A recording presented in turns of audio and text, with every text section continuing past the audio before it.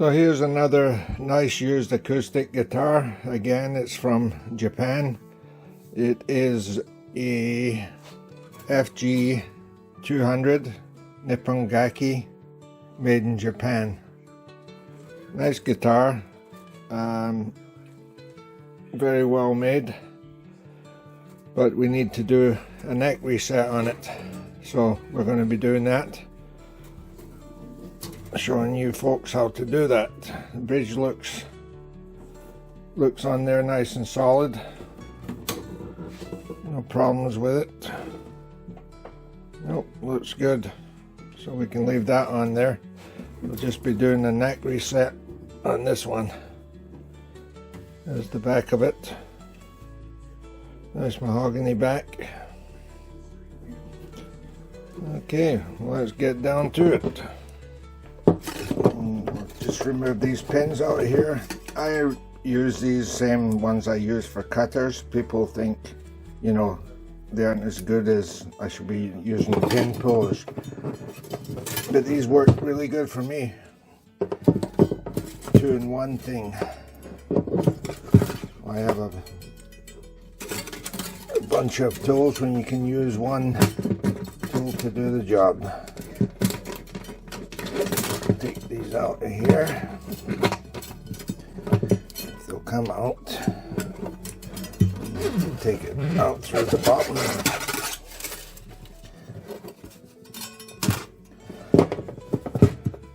Yeah, these work great for pulling pins.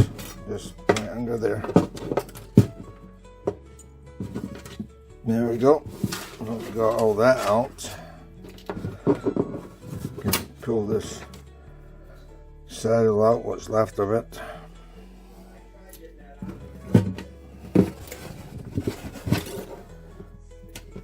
Okay,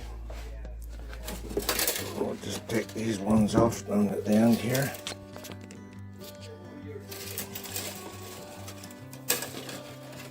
Yuck. And people do that and they just wrap the strings around them, not bothered about cutting them off.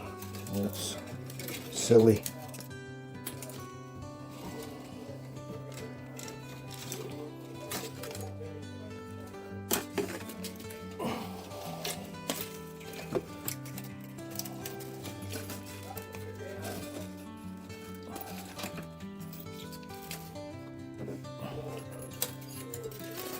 There we go, it's all off with. And we're just going to take the plate off down here and check the truss rod just to make sure it's in good working condition.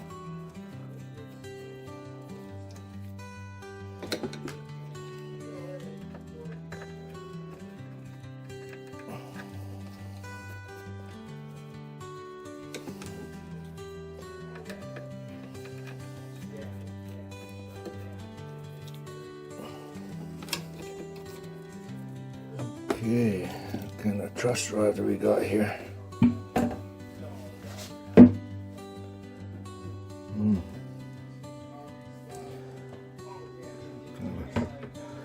Older style truss rod.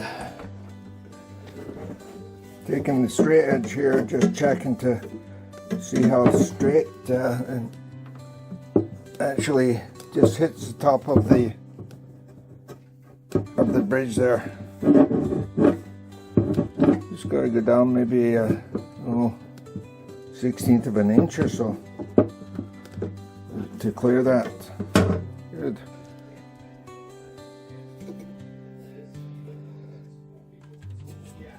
Interesting.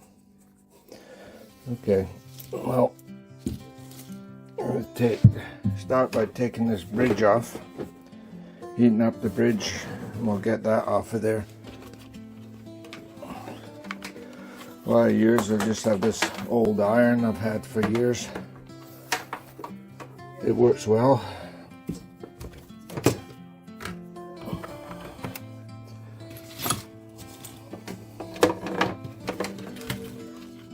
While that's heating up, we have to look at what we're going to do about this neck. I guess we can pull a fret here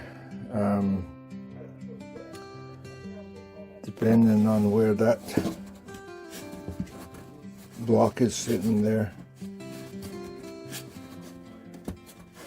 And we'll start by heating that up too, heating up the top part, the bottom part of the fretboard.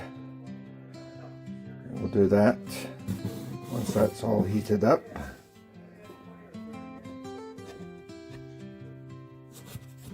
Good.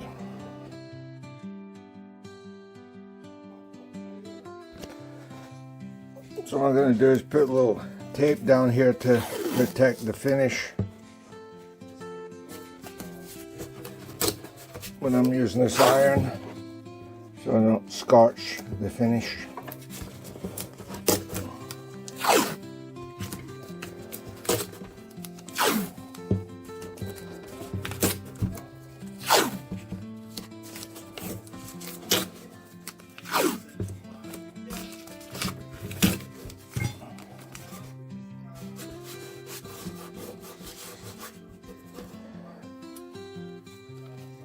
Put the iron on there, let it sit for a while. Let that heat up.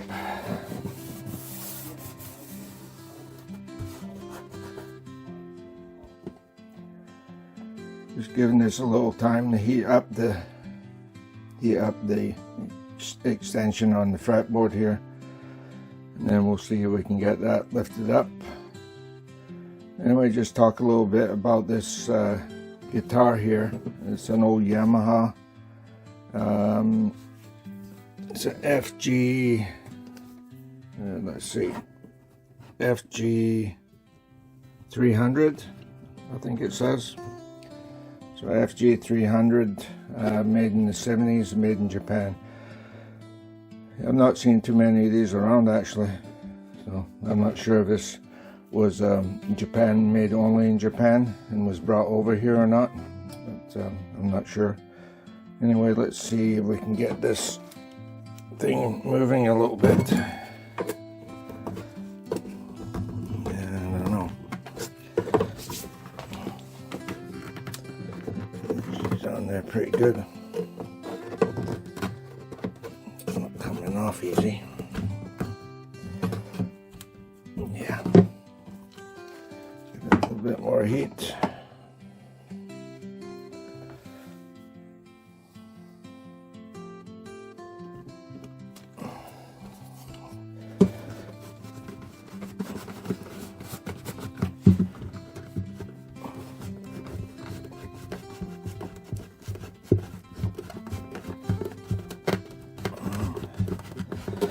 Seems to be going through.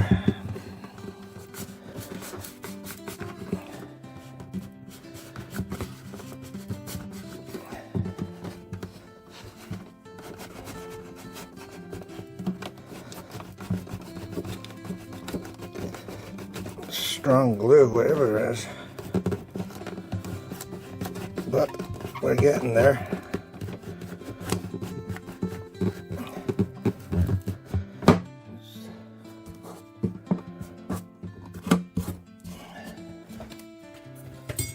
That's a little bit better. A little more heat.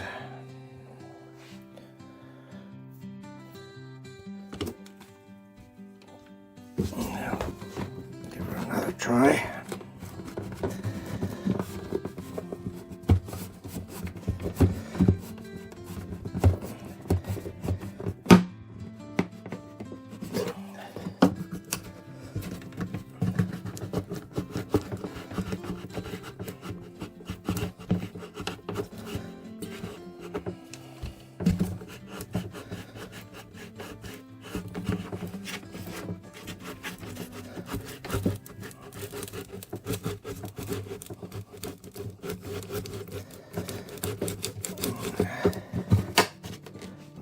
Daisy. I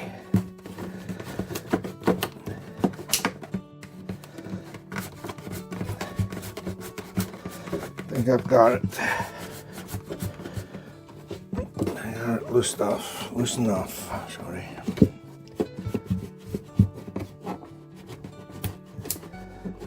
Okay.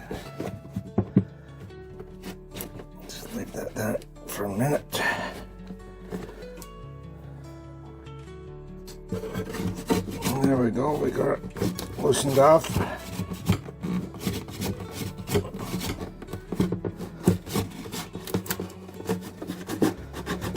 Perfect. We'll just let that cool down for a bit. And then we'll pop a fret here. Take this fret out. There we go.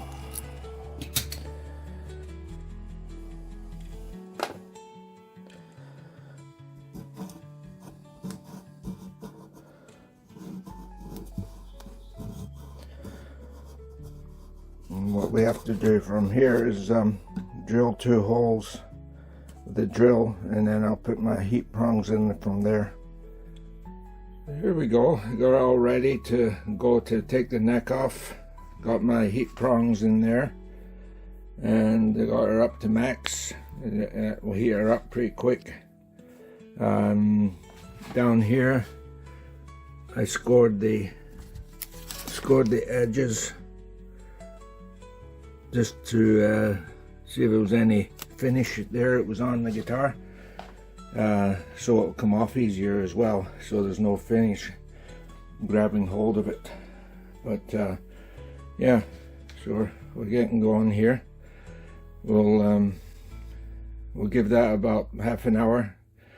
A lot of guys don't. What happens is you don't leave the prongs in long enough, and then it won't come off because that glue has to get really heated up. I think a lot of guys put down these heat prongs because they don't give it enough time to heat up and melt that glue. And then they use the steam, which I'm not a big fan of. Steam seems to, I don't know, seems to hurt the guitar more. Anyway, back to it.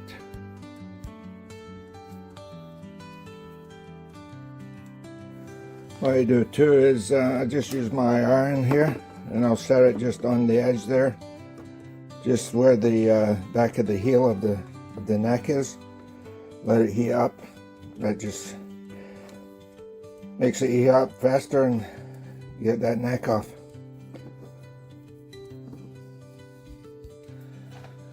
Okay, I'll give it a try. We've got the prongs in there for a good half an hour or so, and so we'll take them out. Oops, a daisy. We'll have to take that out with a pair of pliers.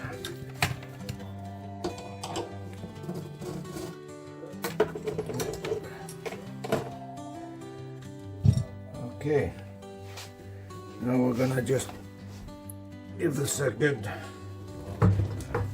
twisting on the neck.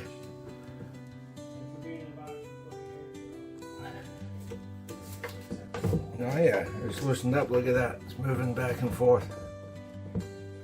Give it a good turn it around. I'll put some tape on the back here so I can give it a little bit of a nudge with the hammer there. See if she'll move.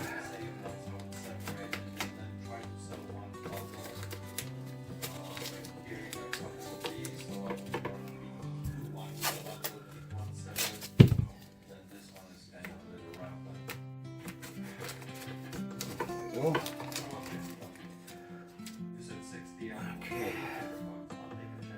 Where is my hammer gone? There it is. So just give it a bit of twisting here. There we go. It's coming off. Give her a little bit of a nudge here.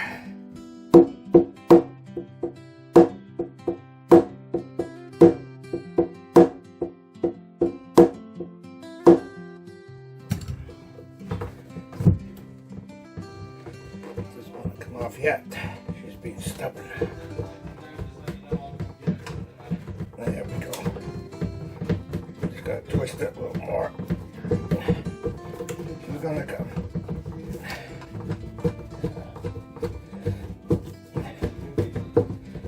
There we go. She's coming out. Take this tape off. Here she comes. There we go. Right off. You can see, came off pretty decent. On there. And on here too. A bit of glue in there, just to be cleaned up, but they come off pretty damn good. Excellento. Good.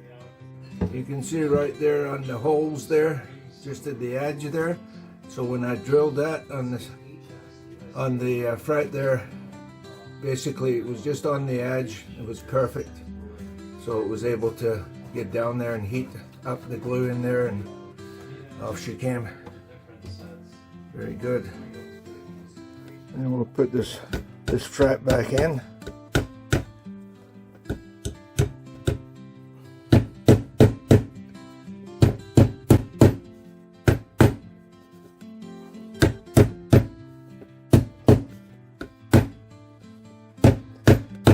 There we go. Can't even see it where the drill holes were. Can't even see it. No, that's good. I'll just clean these edges up a little bit.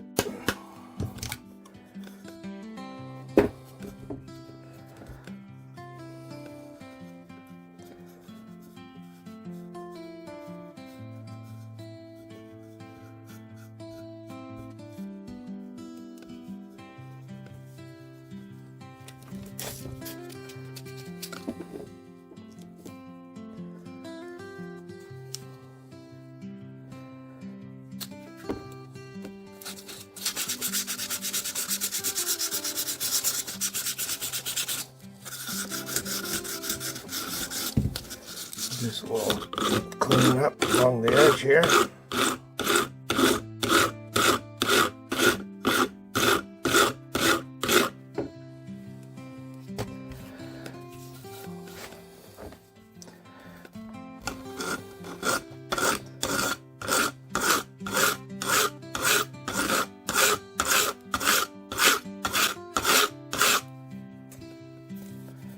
Perfect.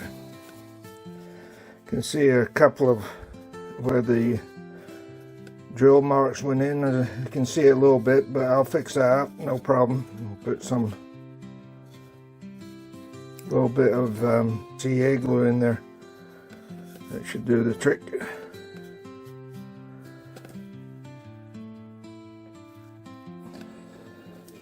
Let's slide her in here. There we go. Give it a good tap in. So what I did was I gave it 24 hours drying time here on holding the clamps on the neck there. So got a long clamp that goes from the bottom of the guitar there right down to the heel of the neck there, right on the clamping on the heel of the neck, and then one brace on the top of the neck there, just to press it down. So we're going to take them off right now. This one off.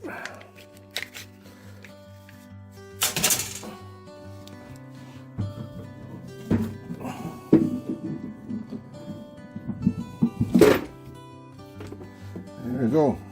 Just like that.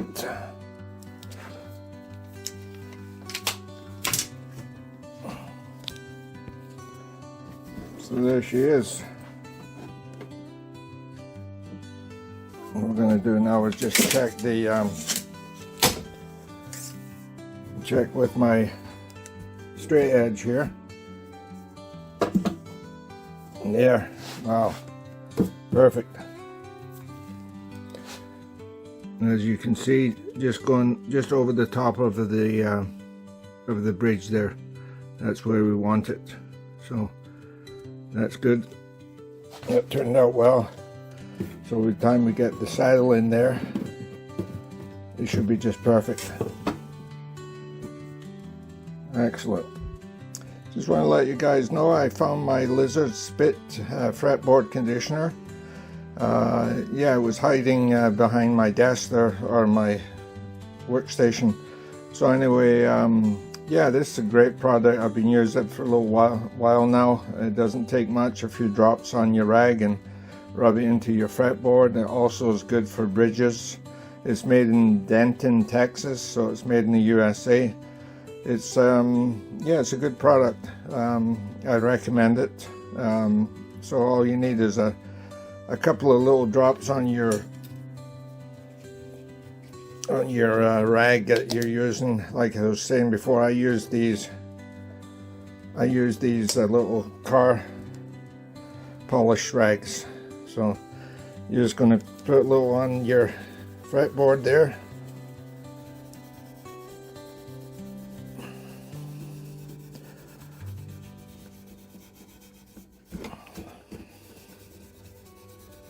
Like I said, it doesn't take much. That was only 3 or 4 drops, and look how far it goes.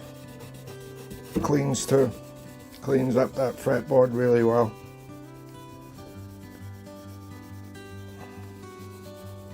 So we'll let that set up a bit, and then we'll go down the bridge here. Just put a little bit on the bridge. Shine that bridge up.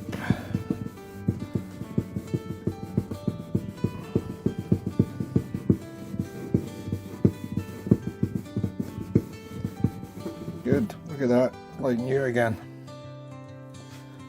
And then over here we'll just give this a little more polishing in again.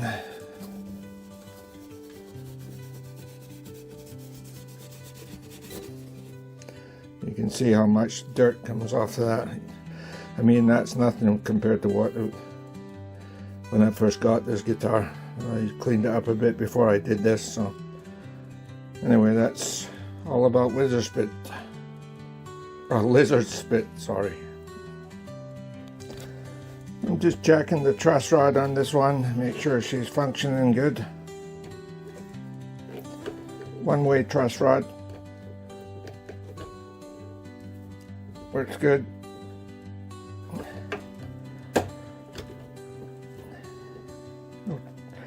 Slacking it off just a touch here. There should be dirt.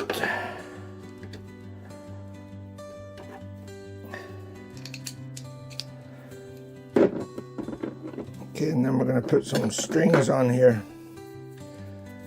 So what I do before I put my strings on, I just clean up these the nut here with a nut file. Just not actually digging in, just cleaning the dirt off of them. Unless I have to use them, I will dig down deeper, but I don't think I have to.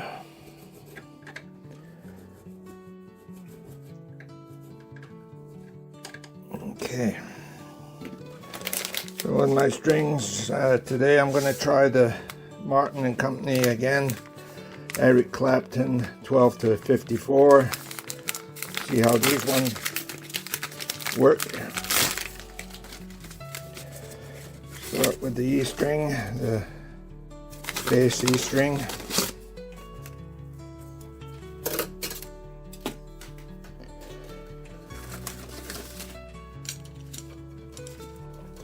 Get my pins here.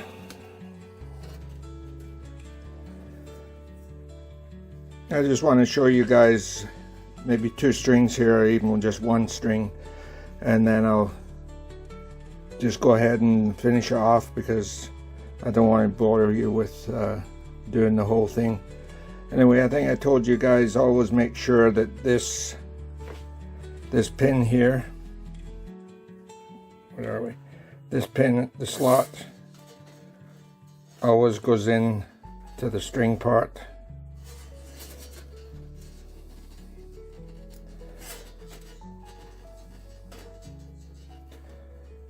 Yeah, just like that.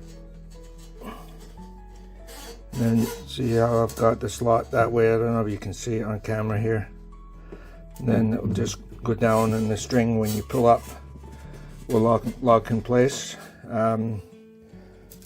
The other thing I do is occasionally will just file down the edge of the pin here, just on a 45 degree, so that it slides up better. Okay, and then we'll put this one in.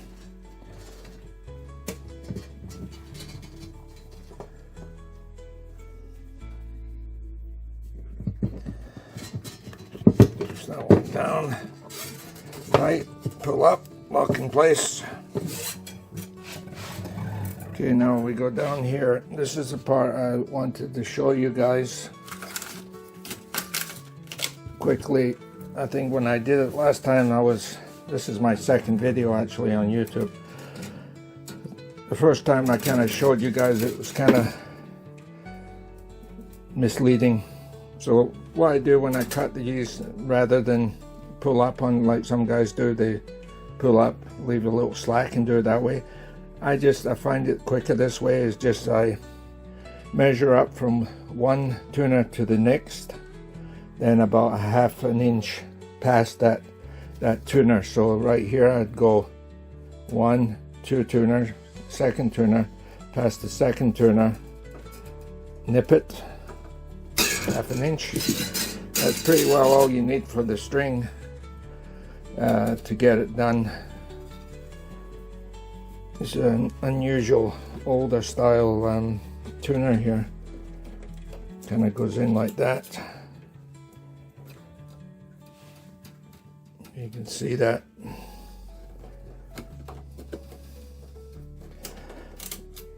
Yeah, it's kind of silly. I don't like that.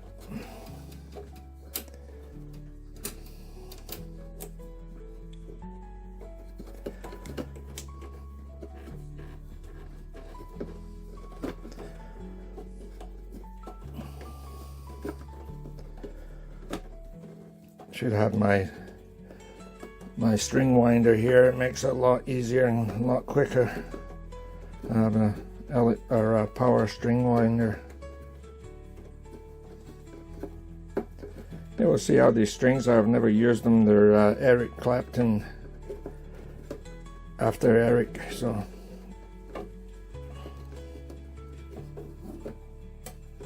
Yeah, so we'll